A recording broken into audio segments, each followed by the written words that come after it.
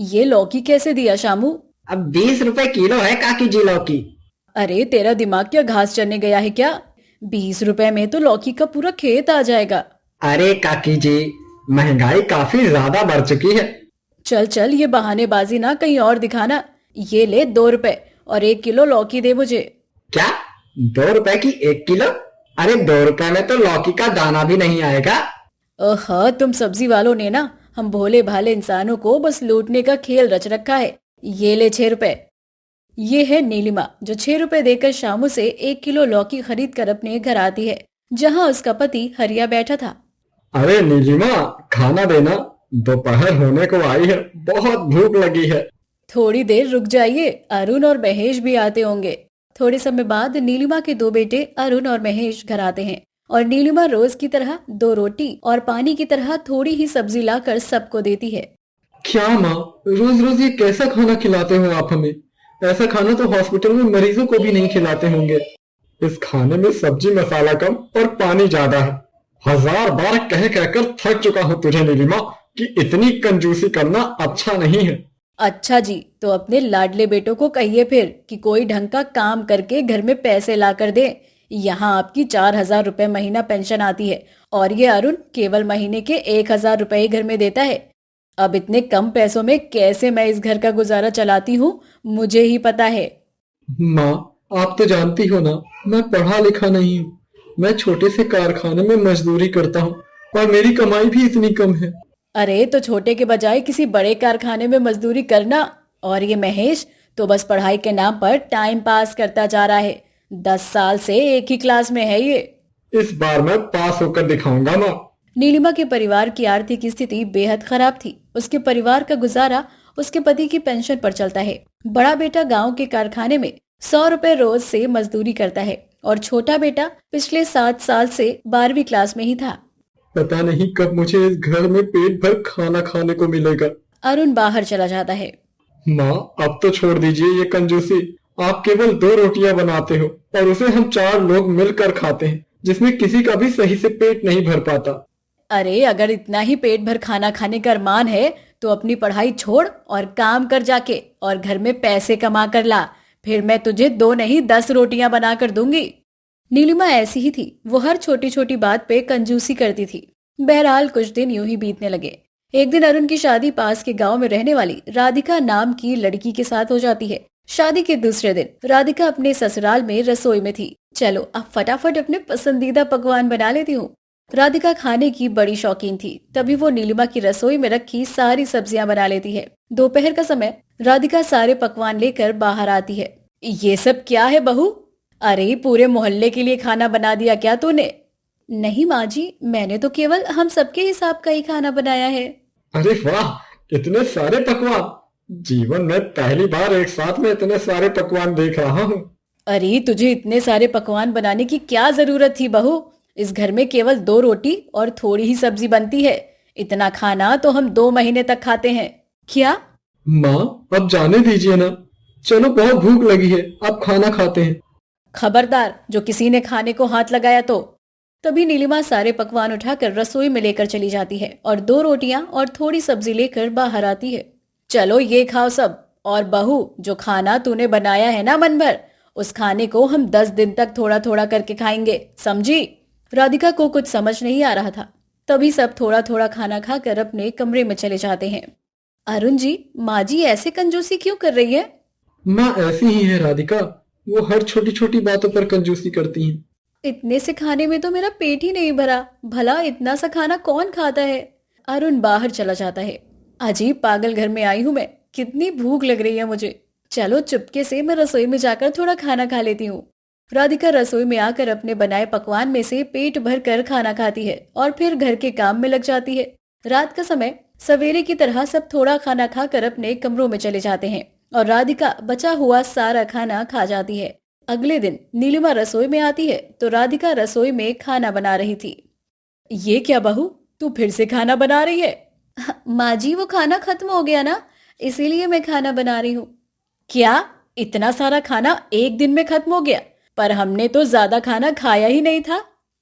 माँ जी, वो मुझे भूख लगी थी तो वो सारा खाना मैं खा गई। क्या? इतना सारा खाना तू अकेले खा गई? अरे तू इंसान है या भैंस? इतना खाना कौन खाता है? चल बंद कर ये खाना बनाना। तो माँ जी फिर हम आज क्या खाएंगे? अरे करम जली, इस घर में राशन तेरे मायके से नहीं आता है जो तू इतना खाना निगलती जा रही है। चल हट यहाँ से, खाना मैं बनाऊंगी। तभी नीलिमा 2 रोटियां और थोड़ी सब्जी बनाती है और सब वो खाना खाते हैं। अब ये सिलसिला कई दिनों तक चलता रहा। एक रात, कितनी भूख लगी है मुझे, और ये माँ जी मुझे खाना ही नहीं खाने दे रही सही से। अब क्या करूं, कहाँ से खाऊं खाना? रात के करीब 1 बजे सब अपने कमरे में सोए हुए थे। तभी राधिका चुपके से रसोई में आती है और अच्छा सा खाना बनाकर वहीं रसोई में बैठकर खाने लगती है। हाँ, अब जाकर जरा दिल को सुकून मिल रहा है। तभी वहां नीलिमा आ जाती है। बहू!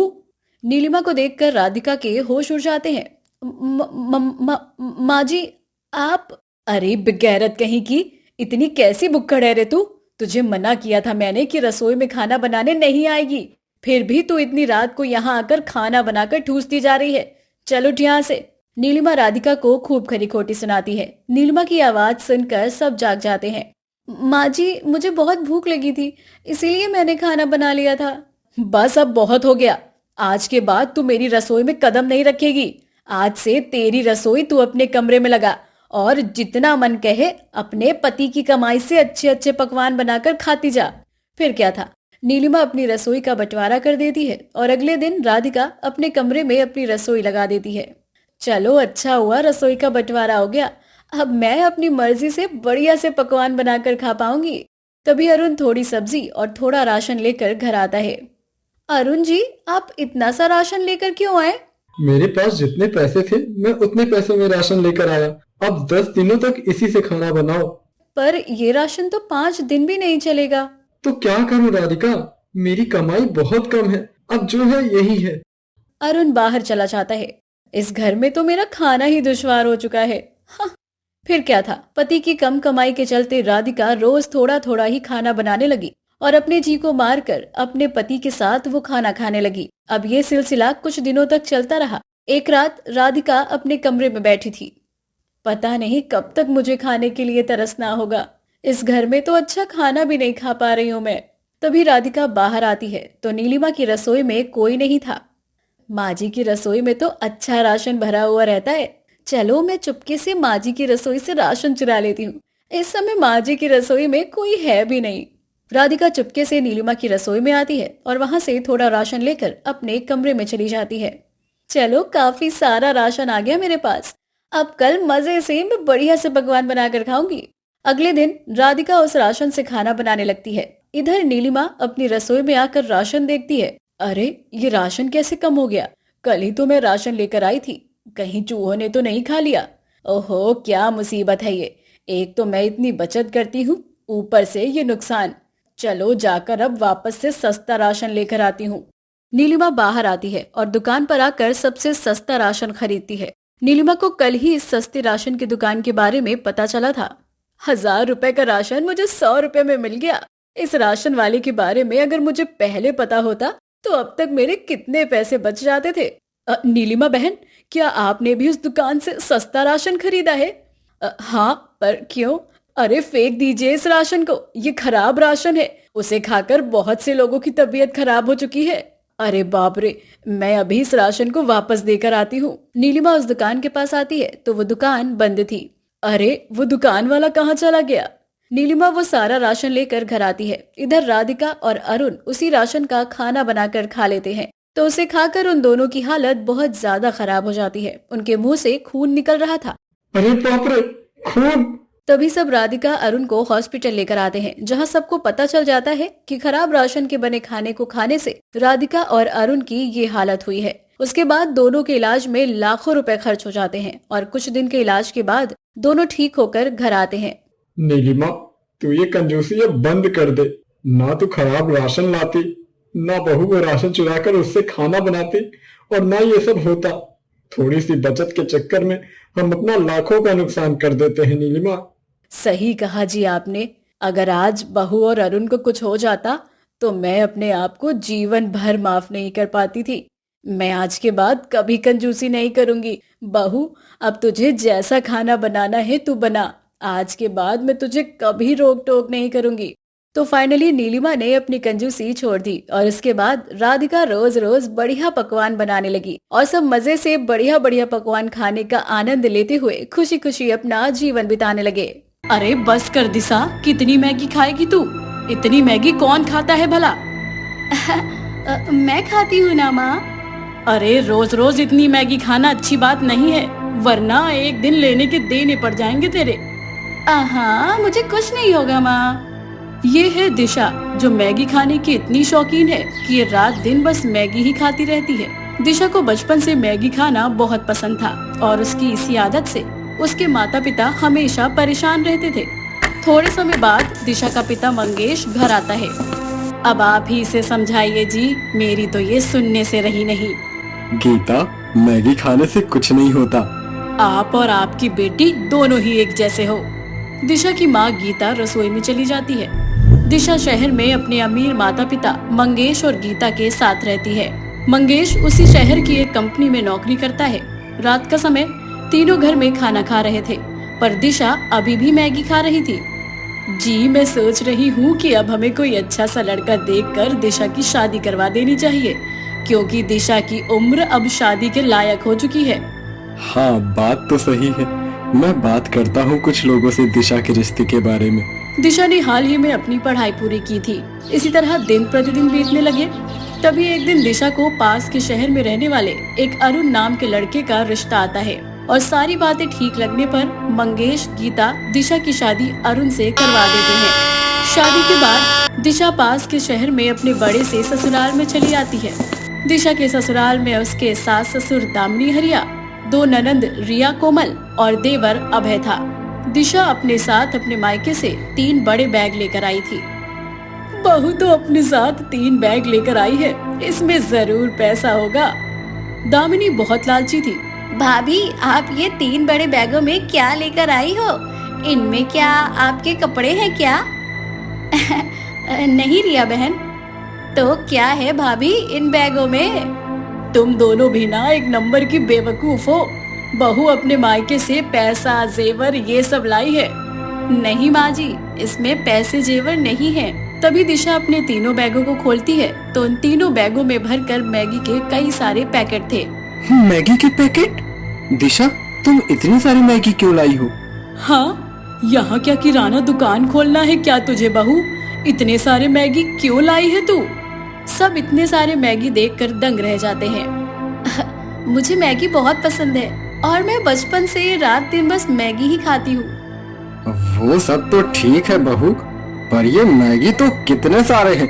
अगर इतने सारे मैगी तुम खाओगी तो तुम्हारी तबीयत खराब हो जाएगी। अरे मुझे कुछ नहीं होगा ससुर जी। तभी दिशा तीनों बैग लेकर रसोई में चली आती है। ये किस पागल लड़की से हमने अपने बेटे की शादी करवा दिया।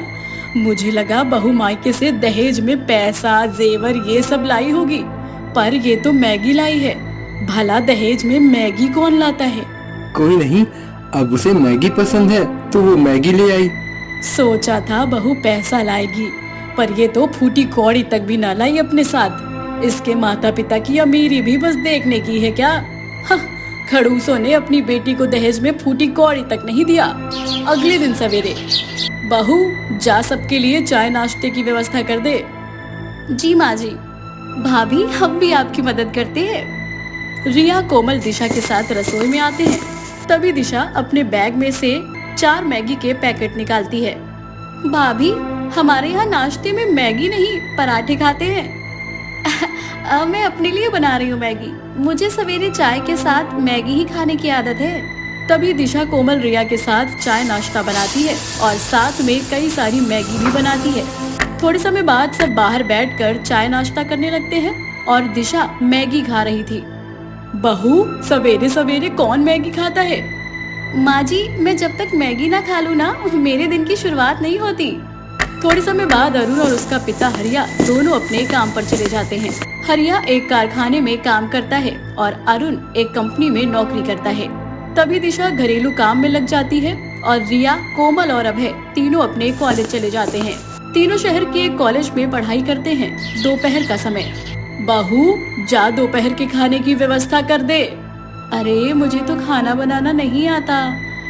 मुझे तो बस मैगी ही बनानी आती है। चलो सबके लिए मैं मैगी ही बना देती हूँ। तभी दिशा रसोई में आती है और अपने बैग से कई सारे मैगी के पैकेट निकालकर सबके लिए कई सारी मैगी बना लेती है। थोड़े समय बाद सब घर आते हैं और खाने के लिए बैठते हैं। तो खाने में मैगी देखकर सब दंग रह जाते हैं। मैगी? बहू, तुमने दूसरे पकवान नहीं बनाए?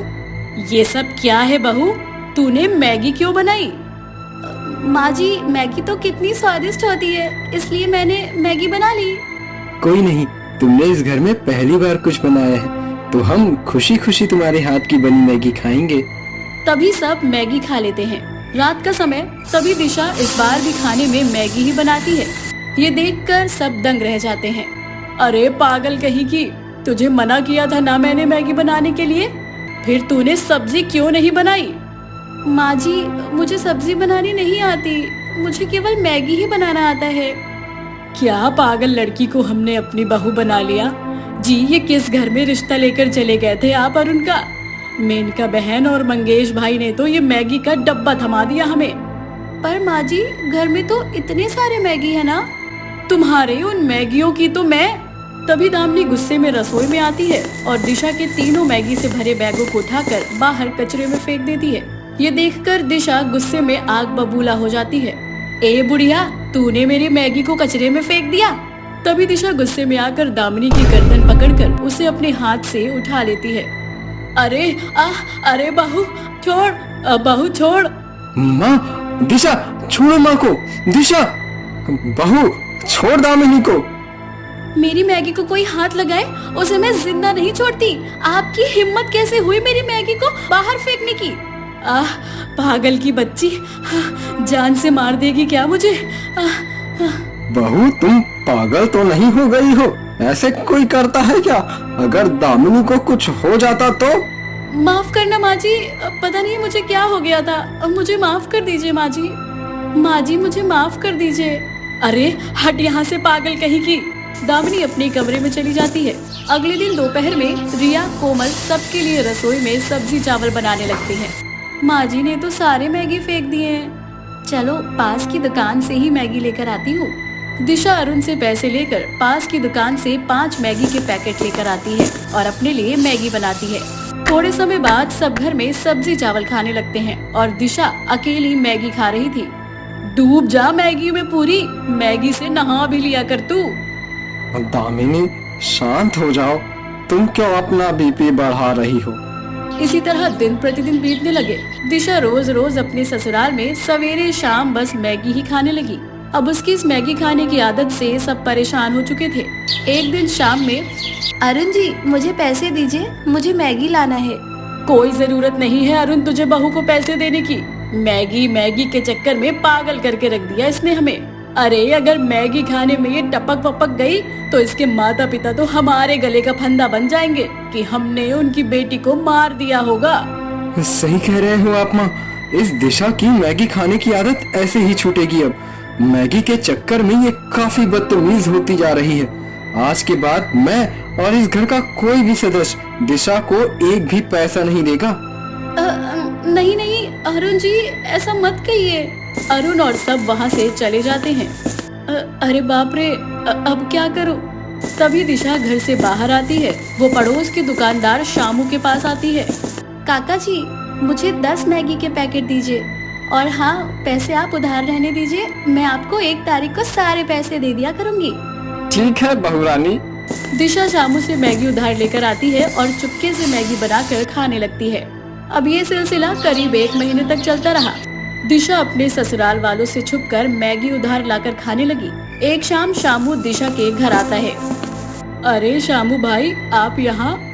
बहन, मैं यहाँ अपने पैसे लेने आया हूँ। पैसे? कैसे पैसे शामू भाई? आपकी बहू पिछले 1 महीने से मुझसे मैगी उधार ले रही है।